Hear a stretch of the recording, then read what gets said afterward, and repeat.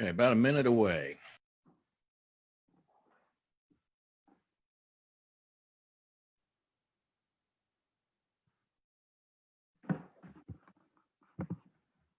Early today.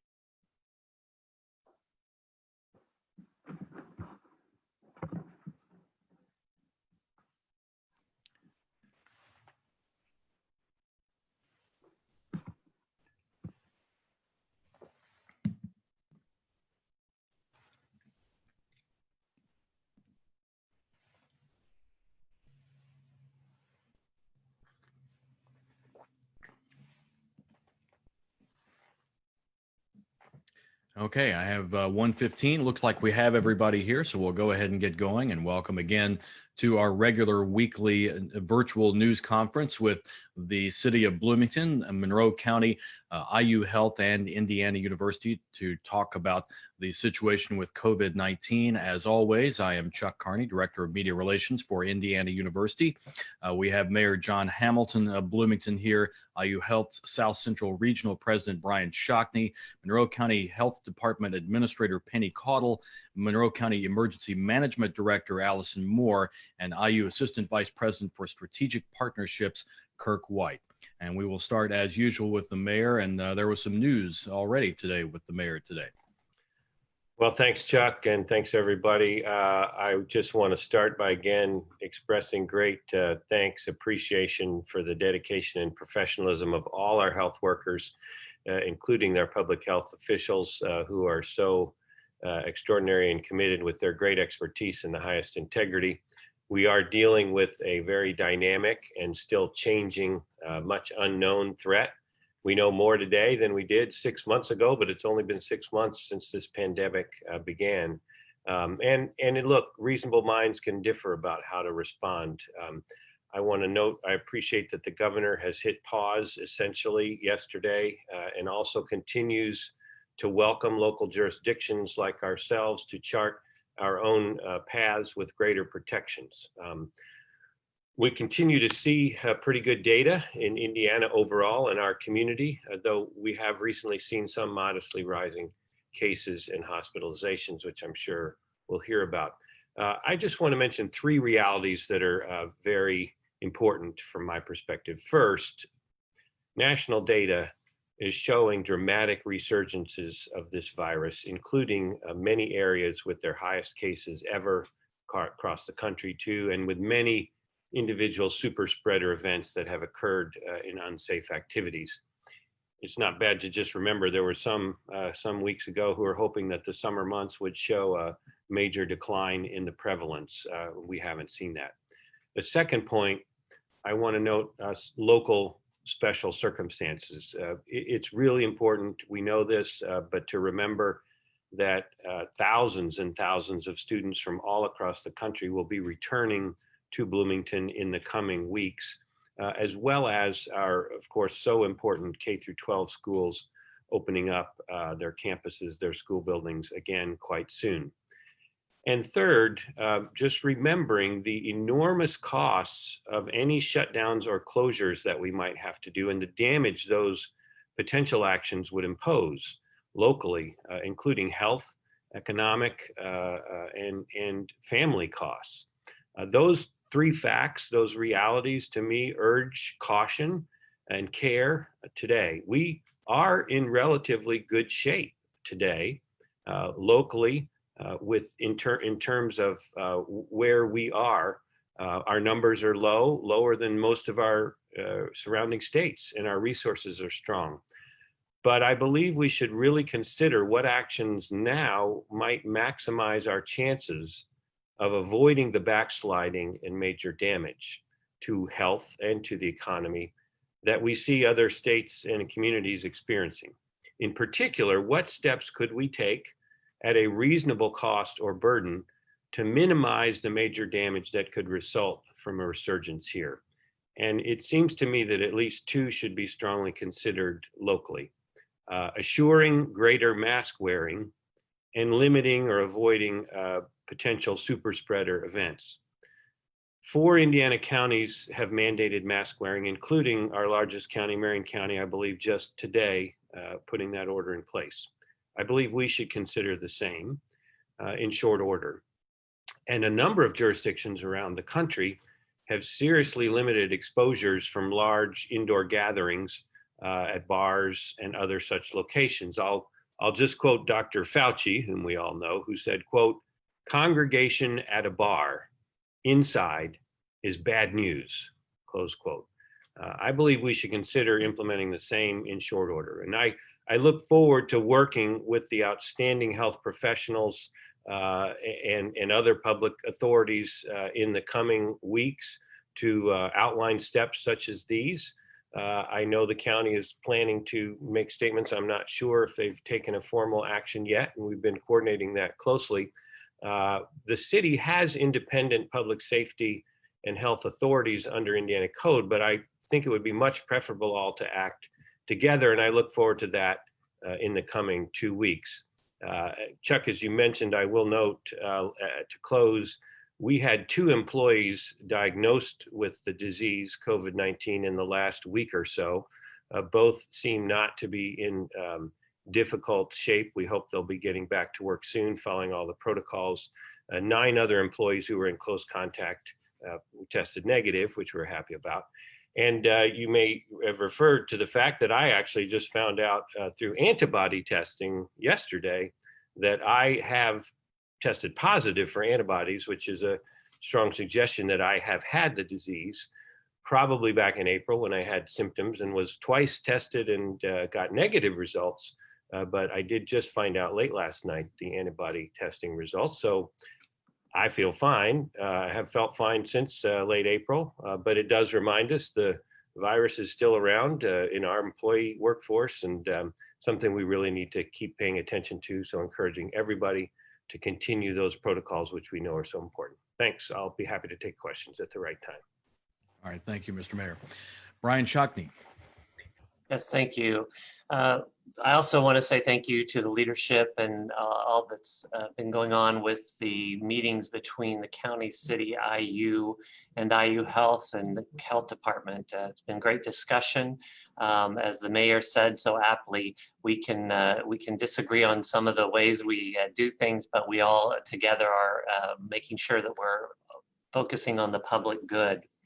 I do have a couple graphs I want to show. As we know, the mayor did, or the governor did make a pause on going to phase 5. And that is one of the data points he looked at was the admissions increasing for hospitals, which is a sign of the severity of the disease as well as the prevalence. This first slide shows the numbers of admissions. As you can see, back on June 21st, we were at our lowest levels, and we have seen an increase in the last several days of our inpatients across the South Central region. Go to the next slide, please. While we've seen that increase, this next slide demonstrates it's nowhere near where we were previously. And so I'm not, I want to be sure I'm not causing alarm. That is not what I'm doing. What I'm saying is we are seeing this trend in these past several days. And as we head into this 4th of July holiday weekend, I want us to be very mindful of the practices that we need to employ to be sure that we protect each other. The mayor just shared his story, and we know that we sometimes, if we have the virus, it can be up to 5 days before we start showing symptoms that we have the virus. And so for the protection of your loved ones, for yourself, and for the community, we ask that you be very careful this holiday weekend and as we go forward in all settings in which you find yourself. Our primary care continues to open to full force, and we are doing well with getting patients in and still utilizing our virtual visits so patients can have access to their providers as they need. And that is going well, and we are almost at full capacity with our visits and outpatient services as well. I wanted to just end my comments on how thankful we are for the governor as well for taking a pause here to be sure that we are safe as a state. we do have done well. But I also want to just reflect a minute. We are halfway through 2020. And this first half of 2020 has been pretty tumultuous in many ways for us. And, you know, as we take time this weekend to gather, I would employ us to regroup, to look for peace and energy as we push through the remainder of the year. This holiday weekend provides us that opportunity. And we can choose to be busy and be checking our emails and go to parties and all those things. Or as we don't know what the second half of the year looks like, we can focus on our mental health, which is something that we are seeing across the nation, concerns around quarantine fatigue and around anxiety. And I mentioned a couple other times, our behavioral health unit is very busy, and we're seeing increased numbers of those who are struggling with quarantine fatigue and with anxiety. So I would ask that this weekend that you take some time to reflect, turn off the social media, turn off the email. That's what I'm doing. I'm going to take a 24-hour period hiatus and reflect and be prepared for the next 6 months to engage fully in what we can do and what I can do and how I can be present and mindful in the next 6 months. And then as we celebrate Independence Day, it sometimes feels like our political and social climate is more polarizing than ever. And I would ask that we look at the 4th of July as a reminder that our similarities are bigger than our differences. So as you go into the 4th of July, I wish you peace. Okay, thank you. And let's go to Julie Thomas. Hi, everyone. Thank you again for the invitation to be here today, and I appreciate seeing all of you here. Brian, your words are amazing, and thank you for that. I think that's really something for all of us to keep in mind, so thank you for that thoughtfulness. Just to give you a county update, we closed out this series of food and beverage grants to area businesses and organizations, totaling over $399,000, which we're so proud and happy to do to ensure that our community is intact and our businesses are ready as soon as we can keep them going. And county buildings, just a reminder, county buildings remain open, but by appointment only. Yes, you will be required to wear a face covering. We will provide that for you. And if you cannot wear a mask, we do have face shields available for visitors, just ask. So just contact the department you want to visit and make arrangements. We're happy to make that happen. Our meetings of boards and commissions are available via Zoom. Check the calendar at co.monroe.in.us. And a reminder that there is a sign up, a free sign up for a group called Everbridge, but it says resident alert. It's under a megaphone right on our homepage on our website. Sign up and you will be notified not only of weather emergencies, but in some instances, water boil orders and water advisories are also posted there, but you will get every health order that comes out as soon as it's issued. So please use that system. It's a great way to stay in touch with what's going on in our community, and it's so important now more than ever. A big thank you to everyone who is actively protecting our community. Shout out to our healthcare providers, our first responders who continue to do great work. A big thank you from us on the Board of Commissioners to our health department, the board, Dr. Sharp, Penny Caudle, emergency management, Allison Moore. Amazing hard work every day. Every day we try to get them some breaks and some time off, but boy, they work hard all the time, and they are working hard for all of us, and we so appreciate them. And we do want to remind people to please wear that face covering. It is patriotic. It is something you can do to protect your community, our community. And also, it does support local businesses. It's supporting our local economy when you wear a face covering, because that will help us prevent having to go into another shutdown. We don't want that. We want to stay open as much as we can, but we can only do that if we're all working together. So we do appreciate those who do wear their face coverings when they're out in public. Also a note that we do have window clings available. This is a larger size. This is a paper size for area organizations, social service agencies, et cetera, and of course businesses, city, county, anywhere in the county. And we're partnering so far with Downtown Bloomington Inc., who has picked up some of these decals. These are just window cling decals for your doors of your businesses or organizations. And we also invite anybody who wants one to come to the Monroe County Courthouse right on the square on the at the north door. Tuesdays and Thursdays, it will be available. They'll be available for free. Tuesdays and Thursdays, 10 a.m. to noon and 1 to 3. And that's on Tuesdays and Thursdays. Or you can call 812-349-2550. That's the Commissioner's Office phone number. Or you can email us at commissionersoffice@co.monroe.in.us. I'll go ahead and put that information in the chat as well for the media. I just want to thank everybody for all that they do in the community, and especially those who lead us with data and science. We know that there is a good contingent in the community who wants stricter ordinances. We have a lot to work through, and we're working through that. We are meeting nearly daily now, again, and we are working through things like enforcement and what that looks like. And we're going to need to do this as a community. This isn't just one of us, this is all of us. So bear with us.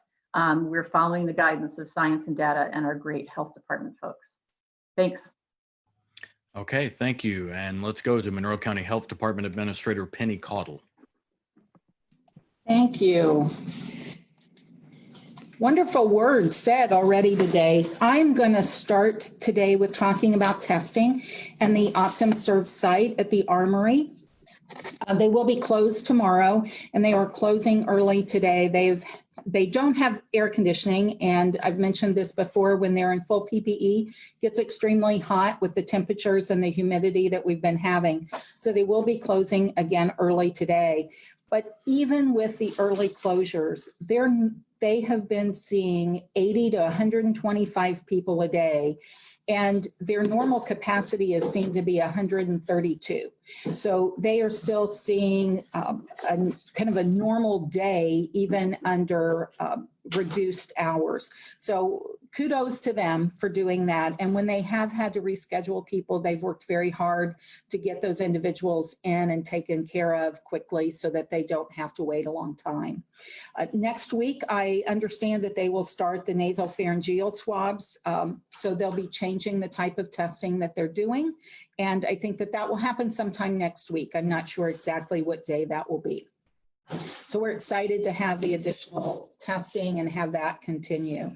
The Indiana State Department of Health, you've heard me talk about working with our schools, and the State Department of Health has added a school liaison, so a school nurse to work directly with our local school nurses across the state, as well as the local health departments. And that, I think, will kind of bring us all together and more consistent messaging and direction for our schools. So we are definitely gearing up for our schools to reopen, and believe that that's not only, it may, invoke a little caution and concern for some parents. I can understand that, but there is definitely not just educational, but social and mental benefits to our students being engaged in learning together. So the schools are working very hard to do that collaboratively and to protect the students and staff. So I commend them on that. And going along with what has already been said today, I just wanted to say, we, not me, that's how we're going to get through this pandemic. You talked about that we've already made it 6 months through and we still have a long way to go. But it made me think back a few months, and I hear people still talk about this today. But think about just a few months ago when people were really hoarding things, and there were, people were hoarding toilet paper and hand sanitizer and those kinds of things. That's a me mentality. And what we want to do is focus on that if I am willing to share what I have, that is more of that we focus. And when my friend checks on me, asks if they can get groceries for me, or you do that for your neighbor, that's a we focus. And when you limit large gatherings without distancing, and face coverings, it's we. So when we go to gatherings, if we're in those, and maybe I messed that wording up there, but when we limit what we go to, that's large, and we ensure that if we are in a gathering that we're maintaining that physical distance of 6 feet, that's that really important thing to do, and that we're wearing those face coverings when we can't maintain that. So if you don't know you'll be able to maintain that, put that face covering on. That's a we mentality. And so we really want to think about we, not me. The new health order, I know that that's on everybody's mind. We had to wait for the governor to come out yesterday. We have been spending today not only in various meetings, but trying to finalize that order. Dr. Sharp will go over some of the changes that we'll have locally in a moment. But again, the point is to reduce spread of the infection, to reduce the number of people who are hospitalized so that we're not putting our healthcare system over capacity, that we're keeping people as healthy as we can and limiting their exposure. In the meantime, and Commissioner Thomas mentioned this as well, we are finalizing plans for protective interventions that we can add in the coming weeks.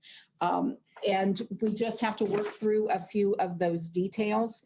I do also want to comment that I would encourage everybody to look at the governor's order, the 4.5, for the things that are kind of staying the same. And some that I would point out are just that restaurants will remain at 75% capacity.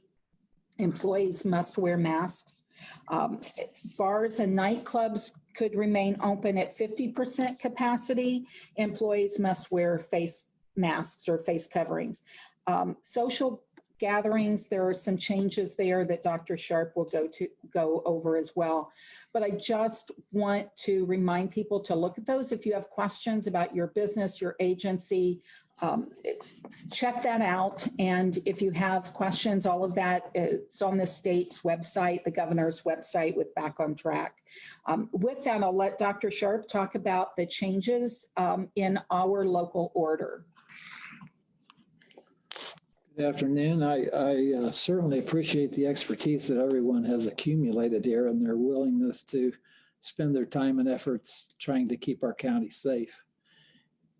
I've talked to lots of people. I've watched lots of programs. I've reviewed everything I can. And so the new order, which starts at 12:01 tomorrow. No, this is Saturday morning. Friday morning. Yep. Friday morning, yes. Okay. So the changes. Inside gatherings are limited to no more than 100 people. It's 250 for the state, and we have been at 200, and I want to We've stay. been at 100. I said one. I misspoke. Inside gatherings are limited no more than 100 people.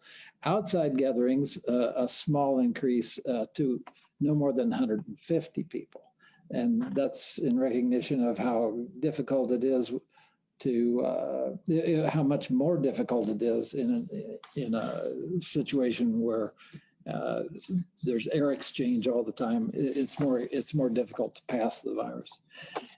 In order for restaurants or bars to provide bar top service, they must provide a means of protection for the bar supplies from patrons at the bar. So obviously you can't be putting the lemons and limes in silverware right in front of the people sitting at the bar. And of course, that's 50%. We have to remember that.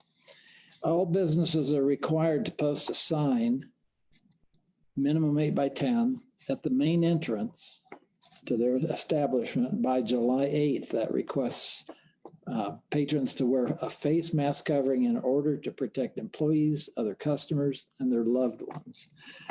So we're really not changing much. We're keeping it at 100 instead of the 250. The state's keeping theirs at 250 for total crowds, and we're requiring businesses to have a sign, and we have some examples here, and they'll be on the website.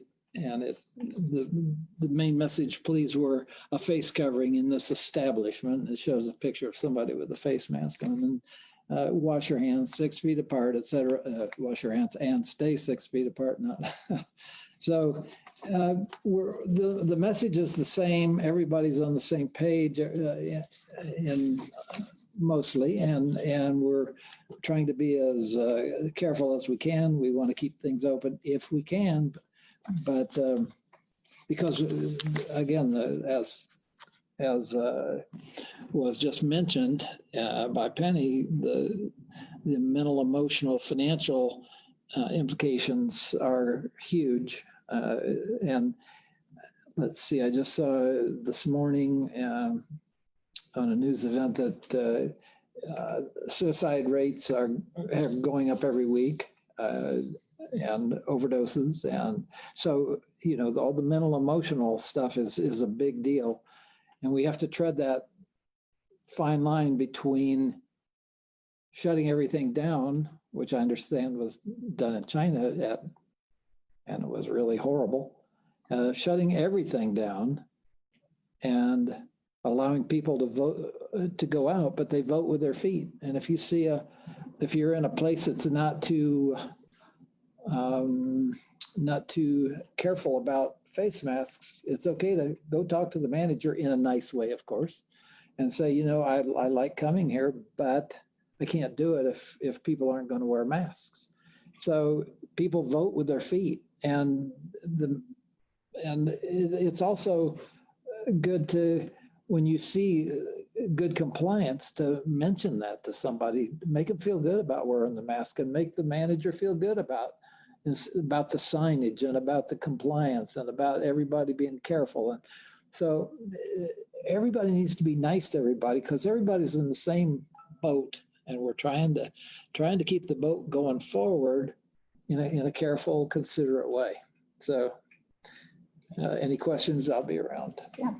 And again, the plans for the future, we are looking at those additional protective measures that we will take, which could include requiring face coverings. It could include limiting seating inside establishments and not allowing a lot of movement or standing service with people standing, those kinds of things. So we are looking at that, along with how we enforce and do follow up on those situations.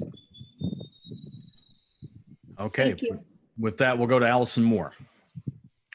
Thanks, Chuck. I want to report on our first 2 blood drives that Monroe County Board of Commissioners put into place.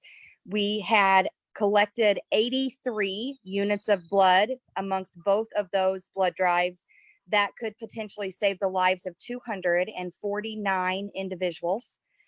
What great news is that?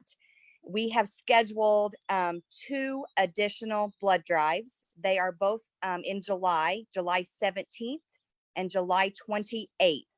They will both be held by appointment at the Monroe County Convention Center, and that information is on our county website. We encourage any individual that can, in fact, make that donation to do so on behalf of the county. And I also want to re-announce, I mentioned it last week, that we are revamping up our cloth mask, our homemade cloth mask drive. And we received a wonderful amount this past week. I picked up masks yesterday at our drop-off spots. So I want to thank those individuals in our community that did hear our announcement last week and sewed like crazy.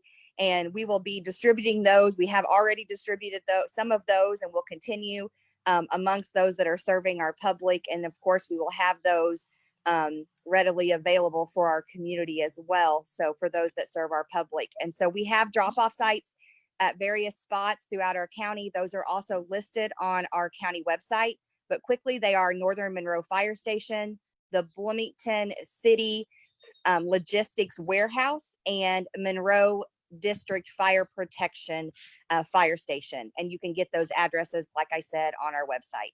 That's all I have, Chuck. Thank you so much. Okay, and our update from IU with Kirk White.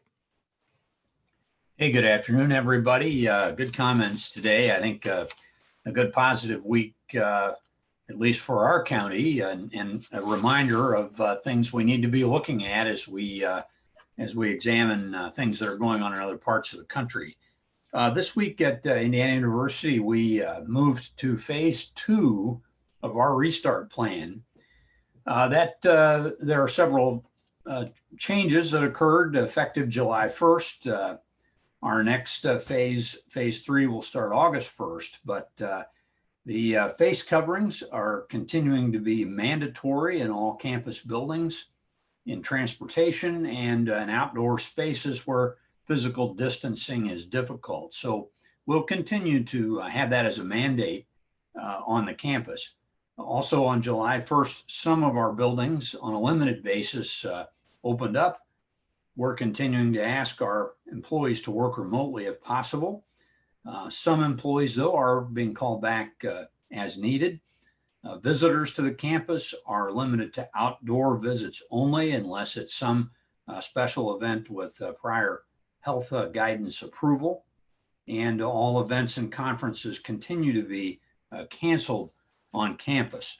Another development this week in our continuing efforts to implement phase 2 of our plan include the next steps in our restart plan committee recommendations, which is the assembling of a medical response coordinating team for all IU campuses, and then response units on each of our individual campuses.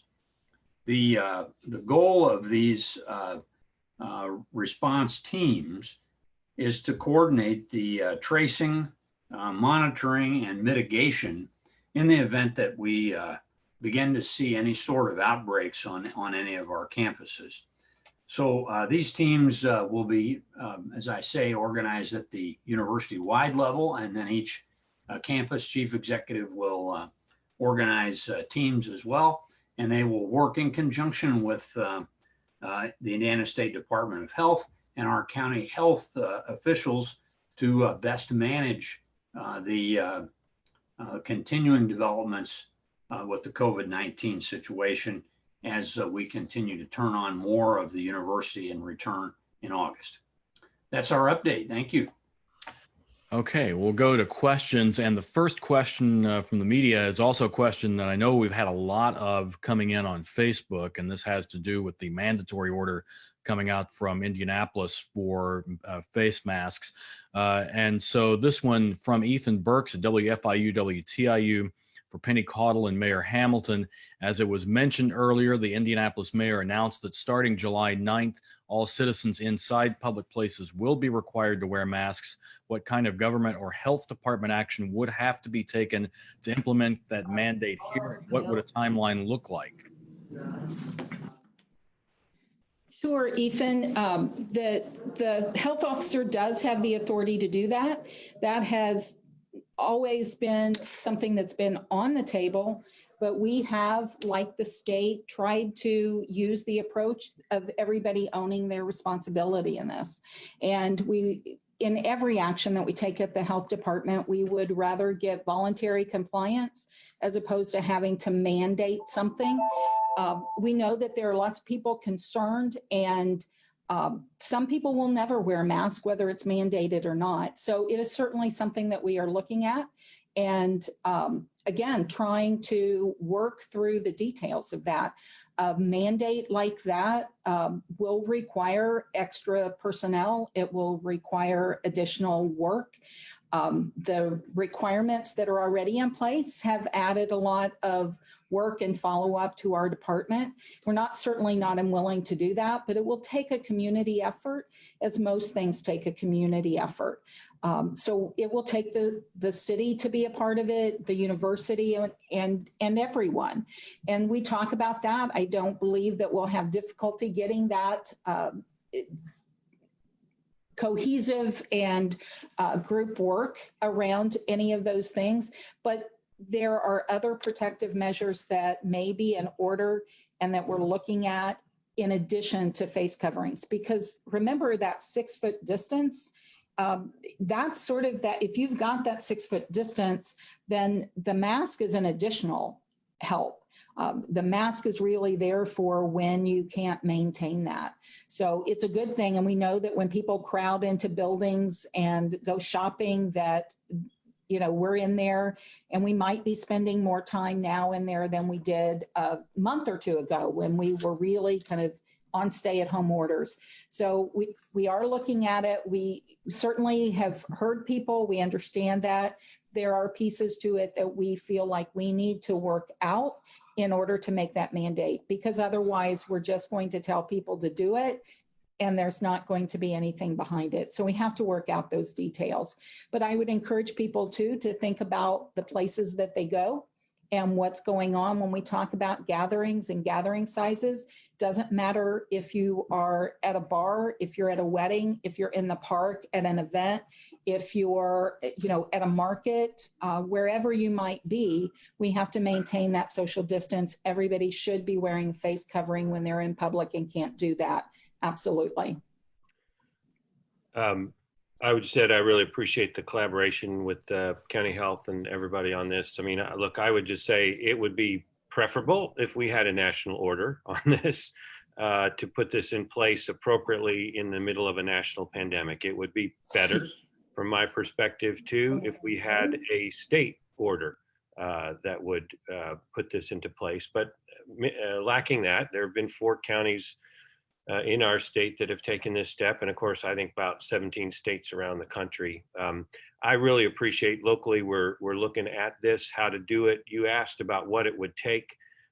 There could be an order from the county health officer that could put this into place.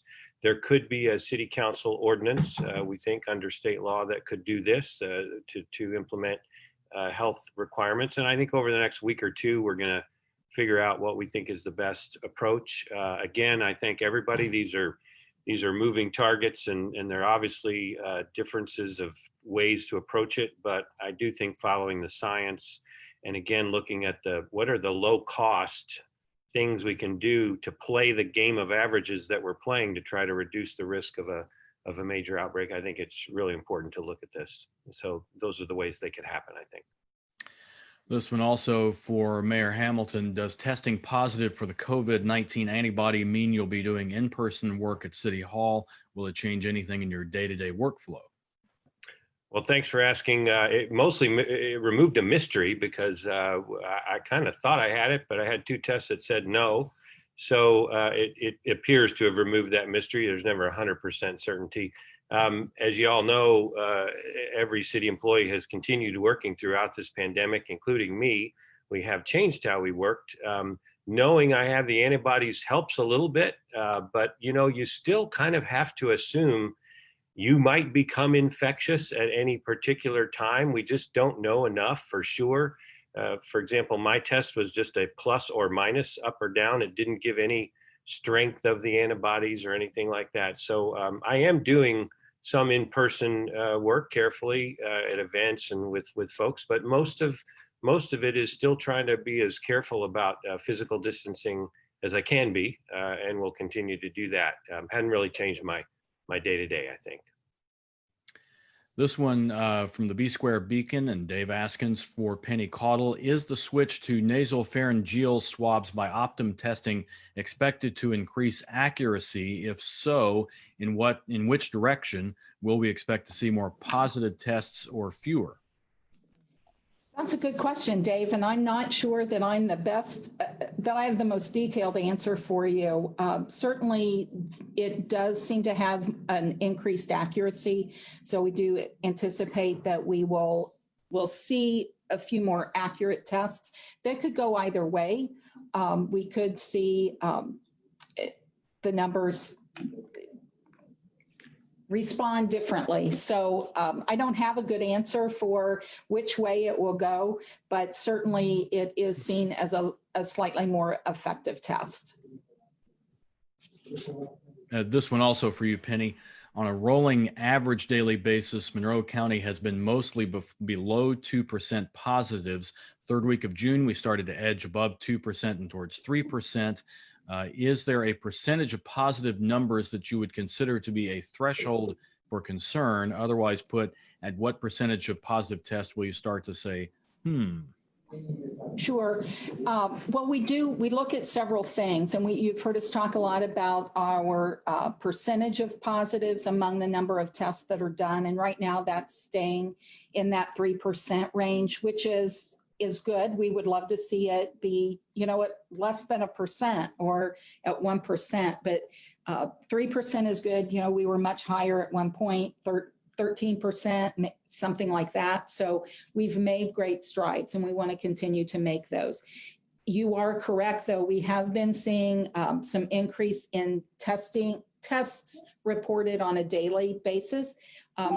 We have had some batched, so we've went back when we see those, we've went back several of those tests that we've seen done on a particular day were actually done several weeks in the past. So it was a cumulative set of days that accounted for that increase. And we are watching that again. We're watching for people in visiting specific places or events. Are there, whether it's family event, whether it's a public event, again, it could be, a concert, and it could be a small, I'm not talking, most of the big concerts have been canceled, but, there could be any number of things that people have engaged in, whether it's visiting a restaurant or a store, or whether it's been a family event or something like that. So part of the contact tracing and that investigation, we talk a lot about the contact tracing, but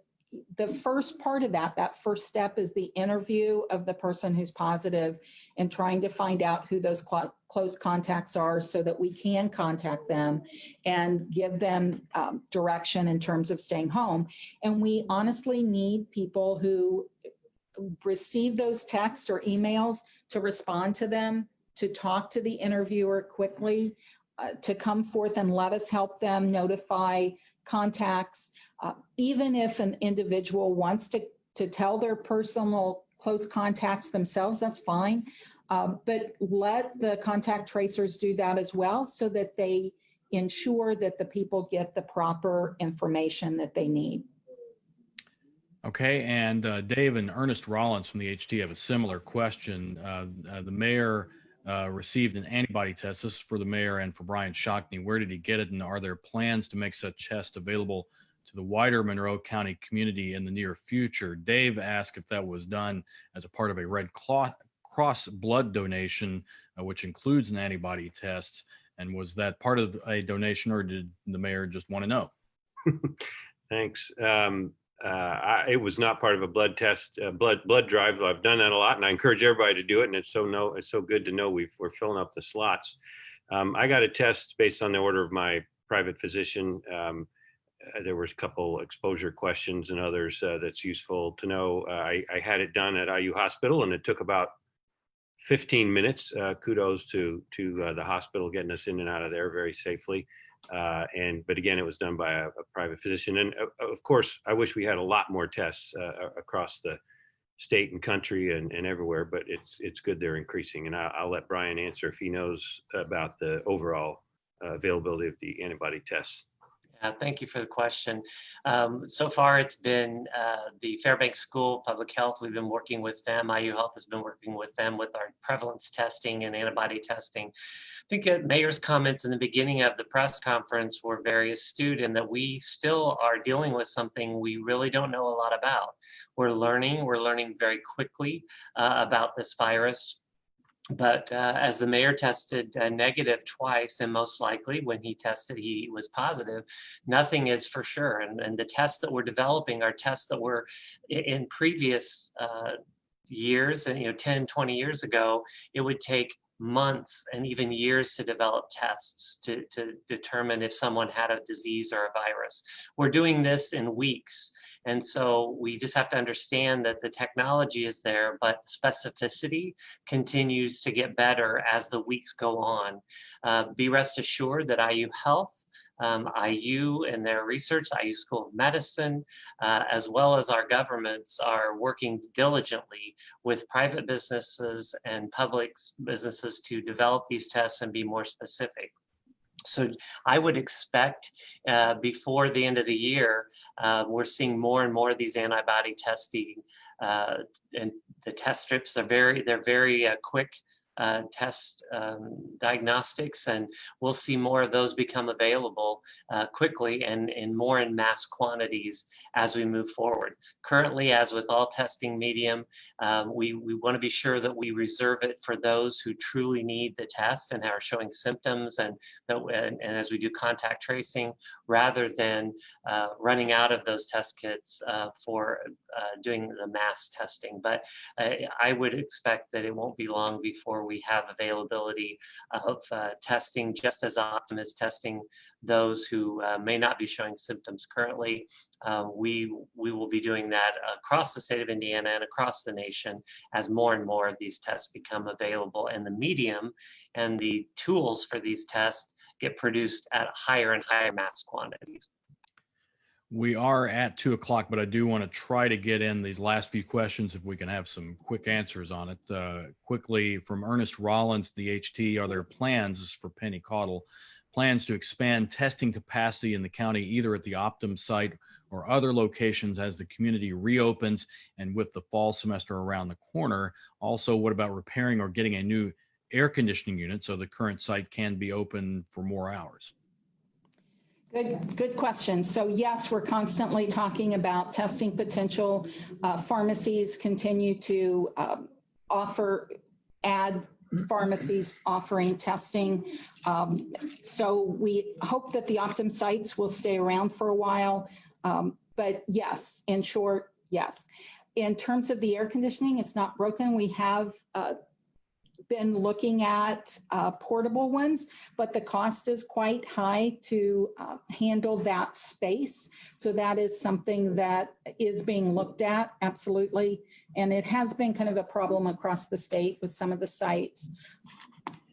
Go ahead. I know IU and IU Health are collaborating to do substantial increased testing with IU community as IU comes back, and that'll affect a lot of our community directly, of course. Sorry, Brian, I know you could say that, or Kirk, but just adding that in. It's great, thank you. It's from Eric Berman at Network Indiana. For Mayor Hamilton and/or Commissioner Thomas, the mayor suggested looking at limits on bars, even in stage 5. What might that entail? Stricter capacity limits or other limits short of 100%, or other requirements? I would just say, again, we rely on our health department to be data and science driven here. I know that what has occurred in other communities is a requirement to utilize only tabletop seating at bars. That may be an option. But I think the most important thing is that we all need to work together, both as a community and as leaders of the community, to make sure that we cover everything. I think what Ms. Caudle said is absolutely right, that there are a lot of details to be worked out, but know that we are working on all of them very hard. So please just know that we're aware of some of these options, and we're looking at all of it. Yeah, I agree with Commissioner Thomas. I think the three things you tend to see that have been used around the country are limit in numbers, like the 50% capacity limit. As Commissioner Thomas said, you could require only presence at seating, kind of like a restaurant. You just require people to sit down to be served. Or third, some places have either closed bars or made them only carry out, not allowing service of alcohol in the establishment. And I think all three are worth looking at, and they've all been tried in different ways in different places. So there's a lot we can pick up. You know what in government we call R&D rip off and duplicate. Just take what's been done well someplace else. I know some people do real R&D. We try to find out what's working someplace else and just do it here. So thanks. From Ethan Burks, WTIU, WFIU for Penny, could the increase in recent positive cases be linked to the large-scale protests in Bloomington early last month? Well, Penny, you're still muted. Well, okay. Ethan, there hasn't been any indication of that. It was certainly something, questioned and wondered about, and we were watching, but so far we haven't seen indication of that. And kudos to the organizers who pushed so hard for mask wearing, and it looked to me like more than 90% of the people wore masks, the outdoor setting, but they really did a careful job distributing masks, and everybody on this call, a lot of people helped make that happen, and that was really well done. Lightning around real quick here. Penny Caudle, follow-up question from Dave at the B Square Beacon. He said, I didn't quite follow your description of the batch test. The state's dashboard is supposed to assign the positive test, the number of tests, and everything to the right day. From what you said, it sounds like that didn't happen for some of Monroe County data, or did I misunderstand, he says. Perhaps I said that wrong. So I'm talking about the dashboard when you look at just the number of tests that were posted. So when you see you're talking, I think, about the individual graph. Some of the tests from the last week were from back in May. We have a question from Facebook. Do contact tracers leave a message if they can't reach the person by phone? Yes, they have several different means. So they'll send a text or an email. They'll send a letter if they can't reach somebody by phone, but they try to do that first. One last question for Brian and Penny. Do you have any concerns about the accuracy of antibody tests? It sounds as if the work on these occurred quickly. Brian can answer that too. I think that, with all testing, when we're testing things that are new, the biggest question with antibodies right now is that we just don't know how long you might maintain protection. If you do, what level of antibody production you have to really have that immunity that we're looking for and hoping for. And I know that there's been different tests, antibody tests that haven't necessarily been approved. So there are questions about that, but I think that all of those things are being worked around. I would agree as well. They very well said, and they do go through scrutiny before they can be used, but they are not 100% accurate. But in our current situation, something is better than nothing when we're fighting this virus. And so the powers to be that approve these tests to go forward, we trust them to make the right decisions. Data science drives, as you've heard before. But yes, we are pleased that we have the test, but we have to trust that those tests are as accurate as we have available to us today. Just to be a little less diplomatic, which is often my role, there are some terrible antibody tests out there that aren't accurate, and it's kind of a wild west. And one of the reasons, IU Health has waited to find the right tests that they do think are at least reasonably reliable. But I just was reading, you got to be careful. There are people pushing antibody tests that are no good at all. Not really reliable. So we appreciate the continued focus on science and getting a good test. So thanks. Yeah, I would be cognizant to buy them off the internet. Yeah, and the FDA has issued quite a few warnings on people that are not preying on people. And the last thing that I will say, because I know that we're getting ready to wrap up, is that the health order will be signed shortly and a press release and the order will go out. Okay, we are going to leave it there. I will emphasize Julie Thomas shares this, that the window cleanings she mentioned are available for businesses and organizations. Contact Downtown Bloomington, Inc. or the County Commissioner's Office at co.monroe.in.us or 812-349-2550.